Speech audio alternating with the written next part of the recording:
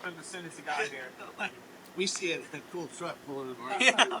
I didn't know where you wanted. If you saw something like, dude, we need to refinish the kick panel, whatever, you let me know. Okay. I can send it over to Steven. We can do a little bit of paint work. But Steven put the clear on it.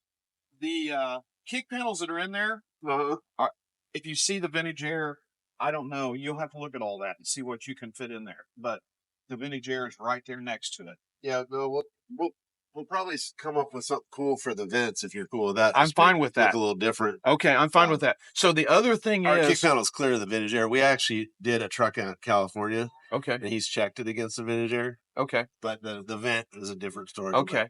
They're angled right. Like, it's a good angle for speakers, but they sure stick out. The other thing that I always wondered, and maybe it's dumb, but because of the way the factory 56, the factory 56 center speaker used to be, I always thought that would be a good place for a center. The center channel? Yeah. So, see it? That's where the factory speaker was. But I didn't know they did a factory speaker. They did. That would be like the Napco 4x4. Right. Had one speaker on an AM radio right up there. And I was thinking if there was a couple little 3 inches or even a dual voice coil 4x6 where you could send both channels to one. I don't know. Yeah, I don't know. We have large mid-range soft tone tweeters. We could do a couple tweeters. There's a lot of it. That'd be cool, wouldn't it? Just to get a little sound up above your head. Yeah. So where you feel like you're looking at the stage. And then we could tune that through the system too. That'd be awesome. You know what's funny? We were talking about, since I knew it had black interior, but I hadn't seen your seat, we were talking about how to do something kind of to grab your attention on the kick panels. Because they're 2 pieces, so sometimes we do 2-tone. And I think it was Joel that said, look, we did this tuxedo one for a C10. White, black. And the other thing. And I got pictures of it. You can probably see what they already look like. noticed. They installed the steering wheel upside down. So if we're messing around, we need to pull this wheel and turn it over. It runs down the road like that. The white should be at the top, and the V should be facing down. Yeah, anyway, you're right. Just goofy things that the builder did back in the day. I'll send you a picture of the tuxedo one that he did. Dude, it'd be awesome. And then we can send it out and have it really detailed or whatever before we take it to Phoenix. Man, it's a killer truck. And like I said, it's 5.3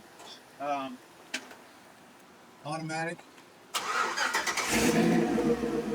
Let's I'll let you pull it in the shop. Why don't you, so you see what it feels like? Sounds good.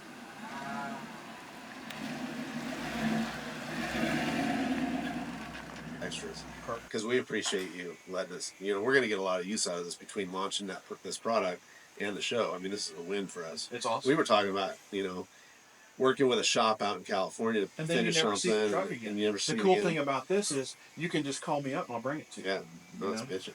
All right, I'm stoked. I just put this in there and mock it up for a customer. The 3-way is what we're going to use, but the kick pedals look different for the 55 to 59. Sweet. But, yeah, they sound incredible. I bet they do. If I didn't just pull the battery terminals off. So if you have something you want to look at, you might be our new R&D department. Could be. And if there's something we need that we don't have, I might want it. Yeah. Yep. Oh, thank you.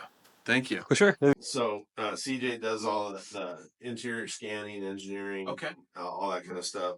Baylor does that too, and also does a lot of machining. Right, like describe it correctly. Yeah. Excellent. I'm an expert in machining. So between the two of them, knock it out of the park. Awesome. It'll go on backwards on the passenger for the EOP. Right, and then like this way. Okay. Ready? Yep.